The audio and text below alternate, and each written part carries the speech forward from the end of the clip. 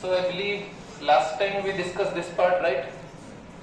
And in this part we are talking about interference, how it happens whenever we are talking about thin films. And when we talked about thin, that means the thickness is comparable to the wavelength of light which is being used. Correct? Okay? So let's quickly go through this so that एक short revision हो जाता है. If you see these steps, these are all the steps which are required. Optical part difference निकालने के लिए what they have done is, see, this is an important thing. They have multiplied mu with this part and they haven't multiplied anything with the next part, B and H. You can see that mu times BF plus FD minus nothing times BH. वहाँ पे nothing नहीं actually. वहाँ पे भी एक refractive index है. That refractive index is the refractive index of air. उसकी value 1 है. ठीक है? So don't think कि ये फॉर्मूला एक weird फॉर्मूला ऐसा नहीं है. This is the formula of optical path difference in which it is subtracting path distance in one medium minus path distance in another medium. So that BH, as you guys can see, BH जो है वो air में है. इसलिए उसके साथ जो multiply हो रहा है 1 हो रहा है मल्टीप्लाई. और ये जो दोनों पार्ट है BF plus FD, ये दोनों ग्लास के अंदर या फिर जो भी फिल्म, जिस भी चीज की फिल्म है ये थिन फिल्म, तो उसका रिफ्रैक्टिव इंडेक्स क्या मल्टीप्लाई हो रहा है.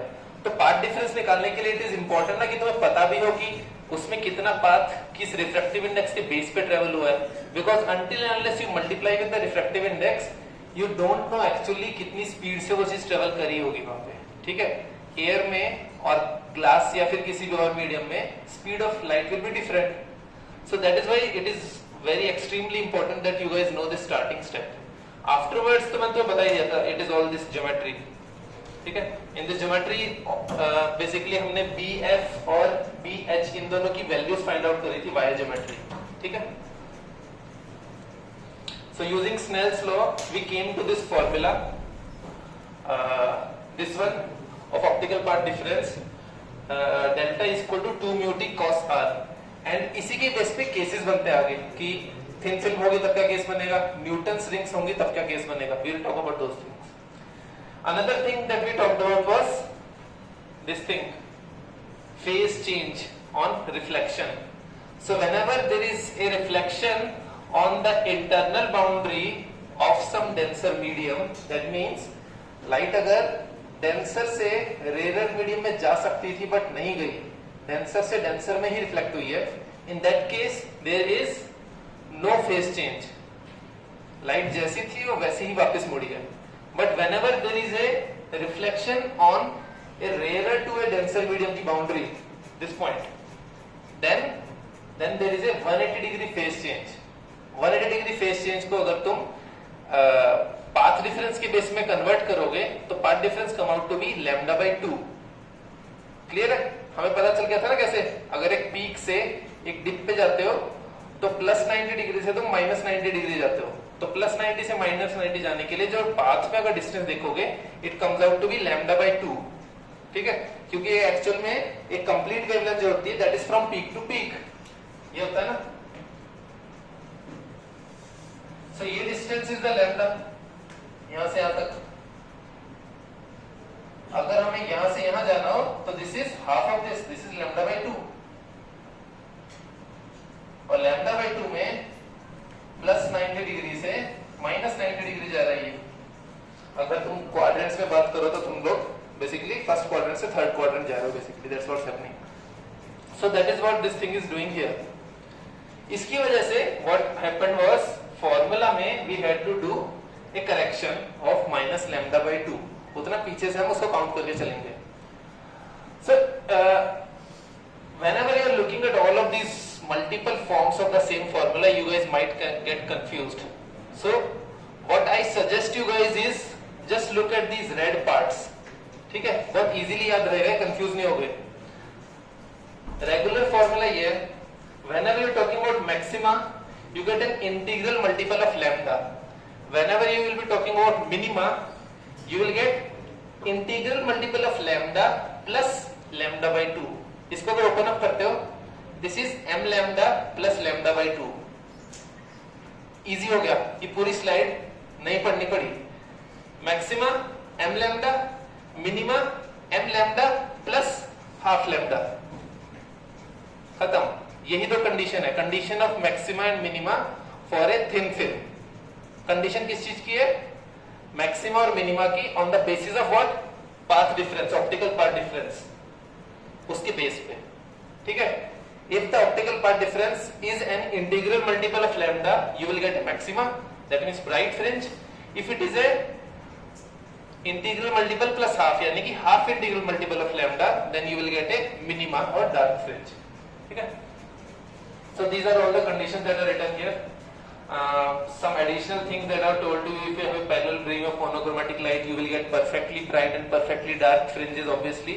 And if you have multicolor light, so basically क्या होगा? अलग-अलग wavelength की जो dark और bright fringes बनेंगी, उनकी position shifted होगी. So when those positions are shifted, what you will see is you will see multiple color bands. ठीक है? Monochromatic के केस में ऐसा नहीं होता. When you are having polychromatic light or white light, you will see multiple colors, ठीक है। both of these cases are cases of interference, ठीक है। next is this one of this numerical, I believe you guys can easily try this thing. Parallel beam of light is having somewhere around 5890 angstrom wavelength. Incident on thin film plate of glass, उसका refractive index तुम्हें given है, angle of refraction यानी कि are given है, ठीक है, 60 degree, तो सीधा ही तुम्हें आर ही दे दिया, तुम्हें आई से भी कैलकुलेट करने की जरूरत नहीं पड़ी, ठीक है। Calculate the smallest thickness of plate which will appear dark bye reflection. अब सी थोड़ा सा वियर्ड स्टेटमेंट लगेगी आखिरी sentence, calculate the smallest thickness बोला जिसपे डार्क बन सकता है।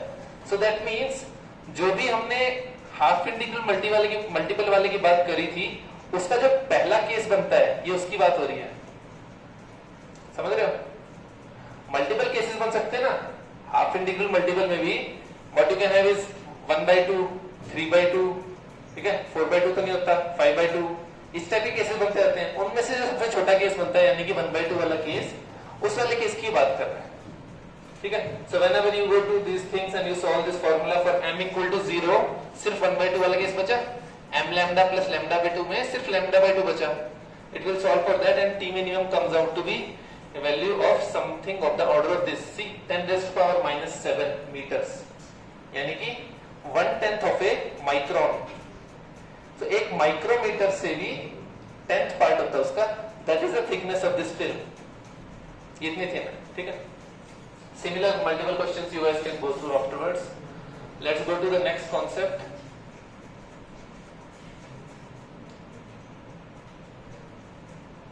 Newton's rings. So this is also present in your lab. Some of you might have performed it, some of you might not have. So what this experiment talks about is, this is an interference pattern जिसमें center वाला spot है that is showing a dark fringe. Effectively what is happening is you have a source of light which is your sodium lamp, ठीक है। Sodium lamp is a source of light. Reason is it is a monochromatic source of light. Generally yellowish color की light generate करता है sodium lamp, and that light is focused by this lens. That means almost parallel beams of light will come this way. Afterwards there is this glass plate which is semi-reflective in nature. So part of light will get reflected down and part will pass on. So part of light जो reflect down होगी वो कहाँ जाएगी? इस lens के ऊपर, which is a plano-convex lens. दिखाई दे रहा है ना, ये plano-convex lens है। प्लेनो कॉन्वेक्स लेंस के नीचे there is a glass plate which is reflector, simple एक शीशे की तरह है। Important thing is this plano convex lens. हम लोग क्या फाइंड आउट करना चाह रहे हैं? We are trying to find out the radius of curvature of a plano convex lens. इसके और भी यूजेस बनते हैं। You can even find out the wavelength of light, अगर तुम्हें कुछ दूसरे पैरामीटर्स पता हो तो basically you come to a formula where there is a relation between the wavelength of light and the radius of curvature of this lens. So if you get one thing, you can find out the other thing and vice versa. You can do those things. यहाँ पे effectively क्या हो रहा है? मैंने तुम्हें similar example lab में बताया था. What happens is light rays are traveling in air. So this path and this path are equal. So that means जब तक वो lens को टच नहीं होती, उस पॉइंट तक जितना वो लाइट का ट्रेवल हो रहा है there is zero path difference, optical path difference अभी तक जीरो है। जैसे ही ये सभी लाइट रेज, यानी कि हम इन लेफ्ट और राइट को अगर हम कंपेयर करें, जैसे ये लाइट रेज लेंस में एंटर करती हैं, उसके बाद में there is a difference in their path. वो क्यों जनरेट होता है, वो हम थोड़ा सा एक बार इसको जूम करके देखते हैं, यू गाइस विल अंडरस्टैंड कि वो पाथ डिफरेंस क्यों जनरेट होता है। सो अगर हम इसके एक छोटे से पार्ट को, लेट अस से हम इस एज की बात करते हैं, अगर हम सिर्फ एक इस एज को देखते हैं और यहाँ पे दो लाइट रेज जो पैरेलल में आ रही हैं, इनका केस लेते हैं। सो दैट मीन्स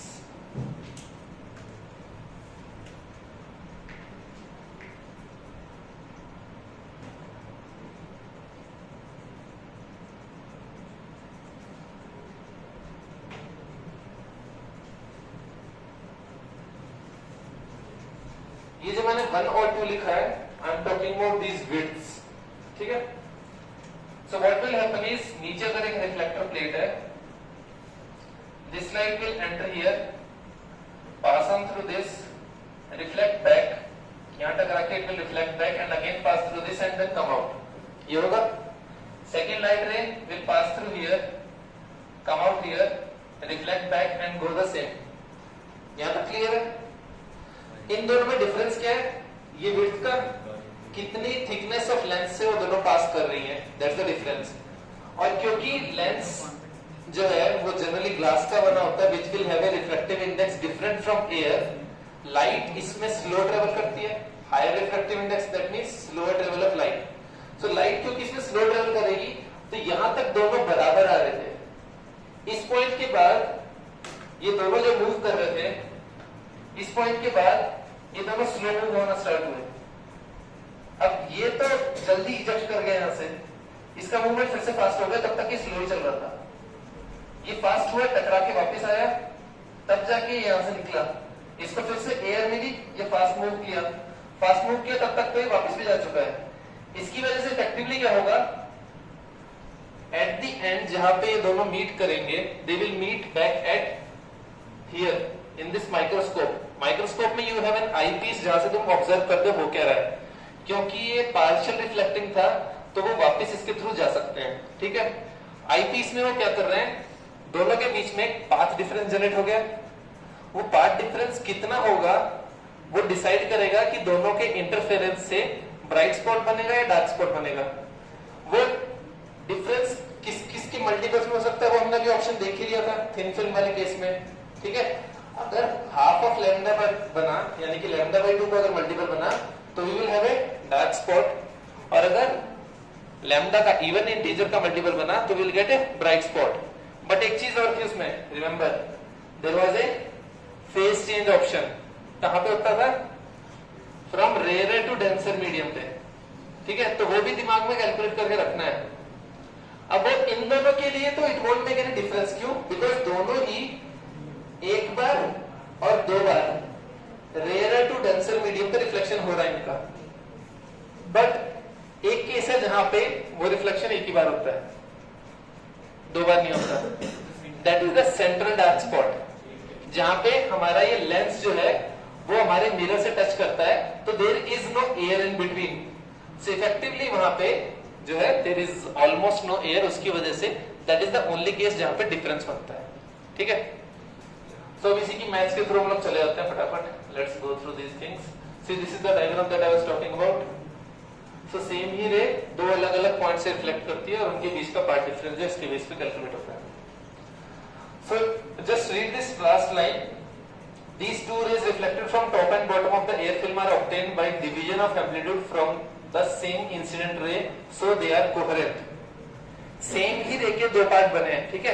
अभी जब मैंने तुम्हें केस बताया, इसमें मैंने बोला कि 2 रेज हैं जिनको अलग अलग टाइम लग रहा है ट्रेवल करने की, इसकी वजह से पार्ट डिफरेंस हो रहा है। सेकंड केस ये बन सकता है कि एक ही रे यहां से रिफ्लेक्ट हो जाए और उसके बाद में यहां से रिफ्लेक्ट हो जाए, जो पार्शियली ट्रांसमिट हुई थी। उस केस में भी क्या होगा, दोनों ही रिफ्लेक्टेड रेज क्योंकि ओरिजिनली सेम रे से बनी है, they will be coherent, but दोनों में पार्ट डिफरेंस होगा, that will be the thickness of the lens. उस पॉइंट पे यहां पे इतना, यहां पे इतना। सो किस पॉइंट पे कितनी थिकनेस ऑफ लेंस होगी, क्या वो मल्टीपल ऑफ लैम्डास बनती है या फिर हाफ मल्टीपल ऑफ लैम्डा बनती है, दैट विल अगेन डिसाइड कि ये वाली कंस्ट्रक्टिव इंटरफेयर करेगी या फिर ये वाली कंस्ट्रक्टिव इंटरफेयर करेगी। क्लियर है? तो दो टाइप के केसेस बन सकते हैं, इनमें से कोई भी एक केस तुम समझ लो, तुम्हें इफेक्टिवली समझ में आ जाएगा कि थिन फिल्म्स के ऊपर in case of Newton's rings interference कैसे एक्ट कर रहा है। ठीक है? सो यहां पे अगर ऑप्टिकल पाथ डिफरेंस की बात करें, again the same formula, condition of maxima same, कोई चेंज नहीं है, सी कंडीशन ऑफ मिनिमा। ठीक है? अगर तुम इसको ओपन अप करते हो, it comes out to be the same, integral multiple of lambda minus 1/2 यानी कि lambda by 2। Central dark spot वाला केस आ गया। See at the point of contact of lens and glass plate, the thickness of air film is negligible compared to the wavelength of light, hence T is almost 0, so optical path difference comes out to be only lambda by 2। ठीक है? और कुछ नहीं आता, बाकी वाला part सारा का सारा हट गया। so that this is the reason behind the central dark spot। अब इसकी वजह से जो फॉर्मूला बन के आता है ऑफ D, हम इससे वेवलेंथ निकाल सकते हैं लाइट की। हमने effectively what we did in experiment was, in experiment we used this formula to find out the radius of curvature, but if we know the radius of curvature then we can effectively turn it the other way around and find out the wavelength of light, क्योंकि एक फॉर्मूले में दो variables हैं, एक given है दूसरा निकाल सकते हो, दूसरा गिवन है पहला निकाल सकते हो। That's what this thing does। ठीक है?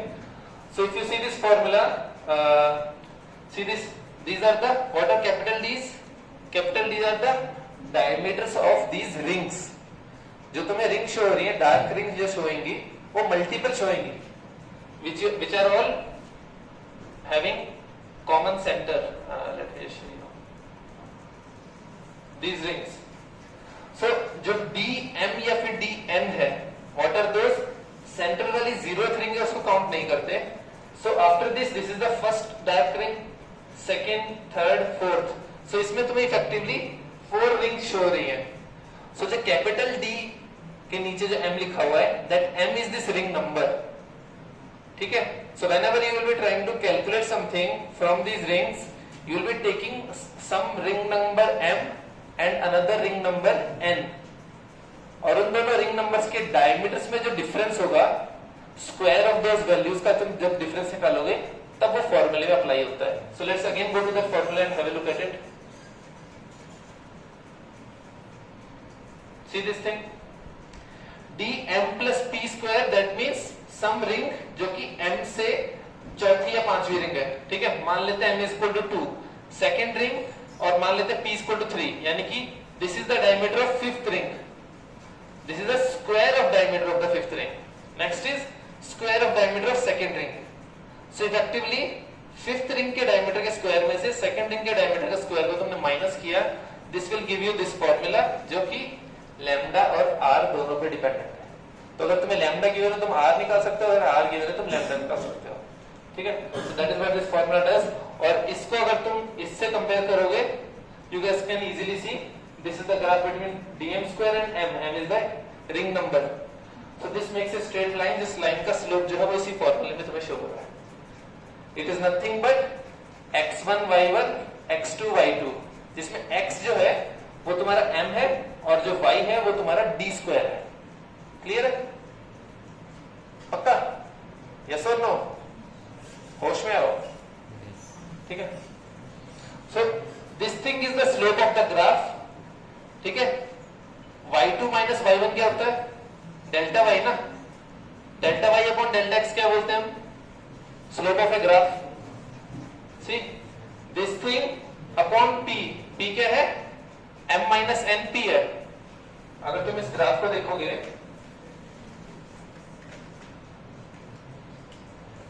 if you see this formula, that is some value d1 ले लेते हैं, माइनस d2, d1 का स्क्वायर माइनस d2 का स्क्वायर अपॉन, हम इसके नीचे लेते हैं 1 माइनस 2। ठीक है? ये जो दो वैल्यूज हैं और ये जो दो वैल्यूज हैं, these are y1 y2 and x1 x2। so y1 minus y2 is delta y and x1 minus x2 is delta x। delta y upon delta x क्या होता है? Slope of A line.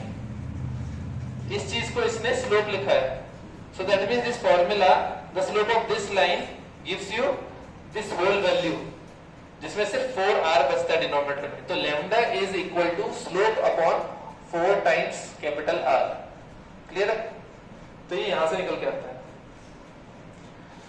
So there are certain numericals where you will practice these things. See, if p is equal to 10, m is equal to 5, that means m plus p 15 बन गया, यानी कि 15th ring से 10th ring का, ये बोला ना, नहीं, 15th रिंग से 5th रिंग का हम डिफरेंस ले रहे हैं, और स्लोप में दैट मीन्स एक वैल्यू 15 होगी, दूसरी वैल्यू 5 होगी। याद रखना, जो बड़ी वाली वैल्यू है उसमें से छोटी वैल्यू माइनस करनी है, नेगेटिव में मत निकाल के लाना चीजों को, ठीक है? Just go with your logic. Outer ring में से इनर रिंग का ही माइनस करोगे ना डायमीटर, उल्टा नहीं कर सकते।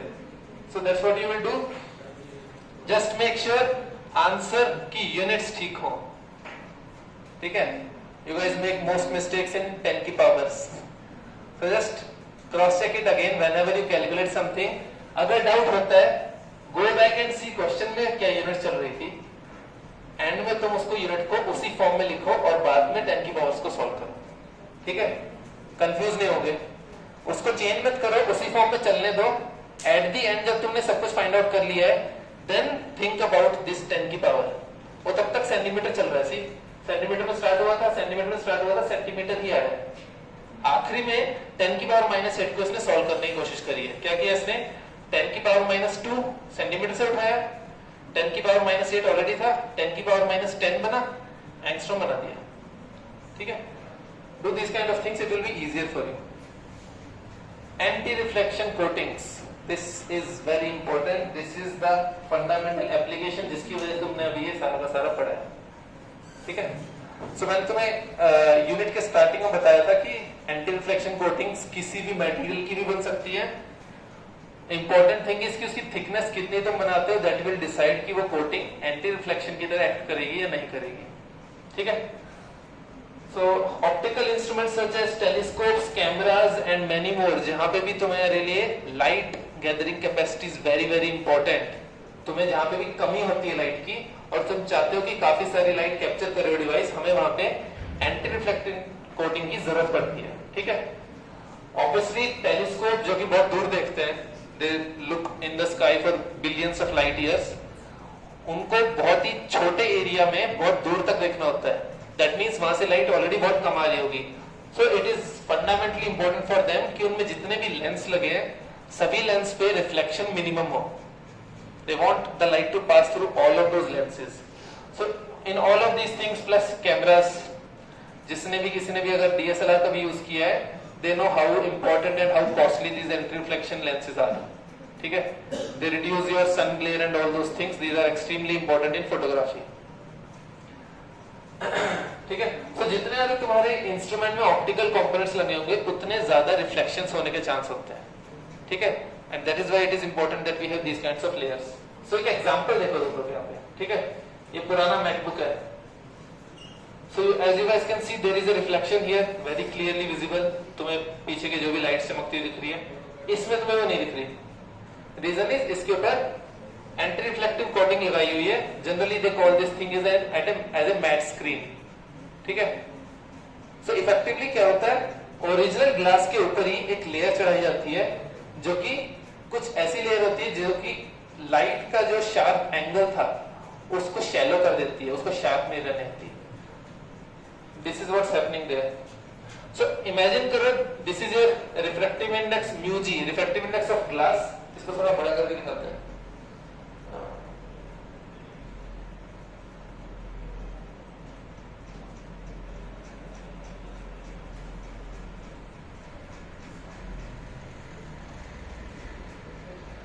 ठीक है? This is your refractive index of glass, which is obviously more than the refracting index of your anti reflective coating. ऐसा बहुत जरूरी है। क्यों? जस्ट इसको ऐसे इमेजिन करो तुम लोग कि तुम्हारे पास एक बॉल है, उस बॉल को तुम्हें बाउंस कराना है, ठीक है? अगर जमीन हार्ड सरफेस होगी तो बॉल काफी अच्छे से बाउंस करे, तुम्हारे पास आएगी वापस, करेक्ट? लॉजिकल है। अगर यही जमीन सॉफ्ट होती है, ग्रास है या फिर लेटस से ड्यून्स है, सैंड ड्यून्स है, वहां पे मोस्टली क्या होता है, ठप बैठ जाती है बॉल वहीं पे मोस्टली, ठीक है? इट डजंट जंप बैक ना, is what anti-reflection coating does for these optical things. Light reflect होती है from very extreme change in refractive index of a material. Air का refractive index 1 होता है approximately, और glass का refractive index generally 1.5 या 1.8 होता है. At times it is more than 2 also. तो वहां पे उस सरफेस के ऊपर there is very high change in the refractive index, so reflection बहुत ज्यादा होता है लाइट का. उस हाई चेंज को हम लोग क्या करना चाह रहे हैं, स्मॉल चेंज में कन्वर्ट करना चाह रहे हैं. हम ऐसा तो कर नहीं सकते कि हम ग्लास को ही बदल दें, ग्लास तो वही रहेगा क्योंकि वो डिवाइस उससे बन रहा है. हम क्या करते हैं, हम उस ग्लास तक पहुंचने वाला जो एक्सट्रीम चेंज था उसको टुकड़ों में डिवाइड कर देते हैं. So we have a anti-reflection coating having refractive index of mu f which is less than mu g but it is more than the refractive index of air. तो दोनों के बीच का एक एडिशनल स्टेप दे दिया. तो बेसिकली तुम imagine कर लो कि फ्लोर के और एयर के बीच में एक पतली सी फोम की लेयर टिका दी. वो फोम की लेयर जो है वो एंटी-रिफ्लेक्टिव कोटिंग है. वो फोम की लेयर वो डायरेक्ट जो कांटेक्ट जो हो रहा था, हार्ड कांटेक्ट, उसको स्मूथ आउट कर रही है, जिसकी वजह से क्या होगा, लाइट का यहाँ पे रिफ्लेक्शन का वाला जो पार्ट है that reduces a lot. That is how anti-reflection coatings work. अब इसके ऊपर सिर्फ और सिर्फ ये रूल अप्लाई नहीं होता, देयर आर एडिशनल थिंग्स. उस कोटिंग की थिकनेस कितनी है दैट आल्सो मैटर्स. ठीक है, तो यहाँ पे वो चीज बताई हुई है. सी, for a thin film to work as anti-reflection coating, following conditions are required to be satisfied. Conditions क्या क्या है देखो. पहली चीज है फेज कंडीशन, कि उसके ऊपर जो फेज चेंज हो रहा है लाइट का वो क्या होना चाहिए, उसकी बात हो रही है. सी, the light waves reflected from top and bottom surface of the thin film should have opposite phase. ऐसा कब होगा, अपोजिट फेज कब हो सकता है, अगर टॉप और बॉटम लेयर की बात हो रही है. नहीं, बात हो रही है इनकी, यहां से जो रिफ्लेक्ट हो रही है लाइट और जो यहां से रिफ्लेक्ट हो रही है, इन दोनों का फेज जो है वो अपोजिट होना चाहिए. फेज अपोजिट कब होगा, बताओ मेरे को फटाफट. क्या कंडीशन होती है जो हमने बात करी थी 180 डिग्री फेज शिफ्ट की, उसका मतलब होता है फेज अपोजिट हो जाना. 360 is again back to 0, 180 is this up and down, opposite phase हो गया. तो 180 डिग्री फेज शिफ्ट कब होता था, when light was traveling from rarer to denser medium, और rarer to denser की बाउंड्री पे जो रिफ्लेक्शन होता है, उस रिफ्लेक्शन वाली लाइट का फेज ओरिजिनल लाइट से 180 डिग्री शिफ्टेड होता है. करेक्ट. सो दैट मीन्स ये कंडीशन कब सच होगी, when the refractive index of the coating is in between air and glass. क्योंकि एयर से जो रिफ्लेक्शन होगा बाउंड्री पे that will be from rare to denser, and again उसके अंदर जो रिफ्लेक्शन होगा that will again be rare to denser. यही होगा ना, ये दोनों ही जो केसेस हैं, रेयर टू डेंसर, यहाँ पे भी रेयर टू डेंसर, तो दोनों में ही 180 डिग्री का फेज शिफ्ट बनेगा. That is what it is talking about. So the superposition leads to destructive interference. This leads to this formula lambda by 4 times mu f. So basically जो thickness of film है उसकी minimum की condition ये बन गई. This is very very important कि आपकी जो एंटी रिफ्लेक्टिव कोटिंग है उसकी थिकनेस कितनी होनी चाहिए minimum, in order to make sure कि आपकी जो एंटी रिफ्लेक्टिव कोटिंग है वो बिहेव करे as an anti reflective coating. This is the minimum thickness which is required. And see, it is dependent on lambda as well as refractive index of the coating. दोनों चीजों पर dependent है, सिर्फ एक पे नहीं dependent. Otherwise vice versa what you can say is lambda of the light जो तुम यूज कर सकते हो उस कोटिंग के साथ, that is dependent on thickness of the film and refractive index of the film. इसको तुम ऐसे भी देख सकते हो, ठीक है ना, डिपेंडिंग ऑन तुम्हारे क्वेश्चन में या फिर जो भी तुमसे काम करवाना चाह रहा है वो इंसान तुम्हें क्या कंडीशंस देता है, तुम उस अकॉर्डिंग इस फॉर्मूले को उस तरफ से देख सकते हो. ठीक है. Next condition is amplitude condition. The waves should have equal amplitude so that their destructive interference results in very low intensity of light. अब इस स्टेटमेंट का क्या मतलब होगा, वियर्ड स्टेटमेंट है. ये कौन से वेव्स की बात कर रहा है, ये बात कर रहा है पहली वेव वो जो टॉप से ही रिफ्लेक्ट हो गई, दूसरी वेव वो जो एंटी रिफ्लेक्शन कोटिंग को क्रॉस करके फिर रिफ्लेक्ट हुई है. दैट मींस अगेन थिकनेस कम होना इतना ज्यादा जरूरी है. क्यों? क्योंकि जितनी पतली थिकनेस होगी उतना ज्यादा उसके अंदर लाइट का लॉस कम होगा, उतना ही हमारा दोनों वेव्स का एम्पलीट्यूड ऑलमोस्ट इक्वल बनेगा। समझ में आ रहा है? अगर कोई ग्लास की शीट है, वो तुम बहुत थिक बनाते हो, तो जितनी वो थिक होगी उतना उसके थ्रू लाइट को ट्रेवल करने में कुछ ना कुछ लॉसेस होंगे, करेक्ट? तुम वो जितनी थिन बनाओगे उतनी पॉसिबिलिटी की लाइट का लॉस उतना ही गुना कम हो जाता है। सो दिस एम्पलीट्यूड कंडीशन जो ये बता रहा है, इसका भी थिकनेस से ही रिलेशन बन रहा है directly.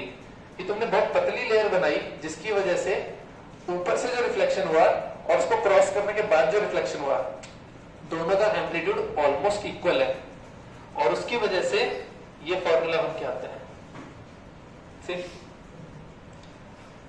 the refractive index of your thin film or anti-reflective film should ideally be equal to square root of the refractive index of glass. अब जब मैंने तुम्हें बोला था कि एक वैल्यू कम होनी चाहिए, बिटवीन एयर एंड ग्लास होनी चाहिए, तो एक क्वेश्चन ये बनता है कि बेस्ट केस कंडीशन क्या हो सकती है, कितनी होनी चाहिए? वो ये है, अगर वो ग्लास के रिफ्रैक्टिव इंडेक्स का रूट होती है, then we would say that that refractive index is very good for that kind of anti-reflection coating. और इसमें तुम्हें एक ये चीज अजीब लग रही होगी कि एयर की कहीं बात ही नहीं हो रही है, सिर्फ ग्लास की बात हो रही है ना। कहीं पर भी हम रिफ्लेक्शन की बात करते हैं, it is always dependent on किस मीडियम से आ रहा है और किस मीडियम पे जाके वो रिफ्लेक्ट हुआ, करेक्ट? दोनों इंपॉर्टेंट होते हैं। यहाँ एयर तुम्हें दिख नहीं रहा बिकॉज उसकी वैल्यू कम 1 है, that is the only reason. Actual में it is mu g upon mu a, air का रिफ्रैक्टिव इंडेक्स होता है, उन दोनों का रूट होता है। समझ रहे हो? इन रियलिटी फॉर्मूला वैसे है, बट फॉर सिंप्लिसिटी क्योंकि वो वैल्यू 1 होती है तो हम इसको ऐसे लिख देते हैं।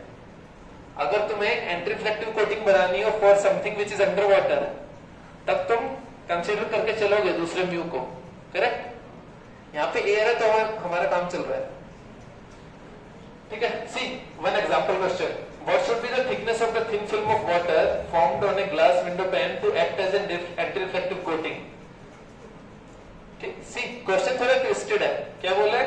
कितनी थिकनेस होनी चाहिए ये पूछा है एंटी रिफ्लेक्शन की तरह बिहेव करने के लिए for a particular wavelength of light. वो वेवलेंथ तुम्हें दे दी है, सो दैट मींस उस फॉर्मूला तुम्हें एक चीज प्रोवाइड कर दी है।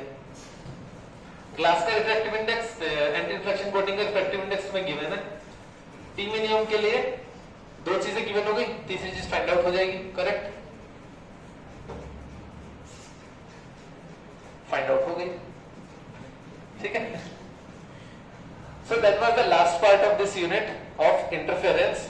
सो हमें इंटरफेरेंस में हमें दो चीजों का ध्यान रखना है। First of all we should know that double slit experiment, what it does, how it behaves. Second thing is interference on the basis of thin films. Thin films के बेस पे इंटरफेरेंस के क्या क्या केसेस बनते हैं, and last part is the application which is the anti reflection coating.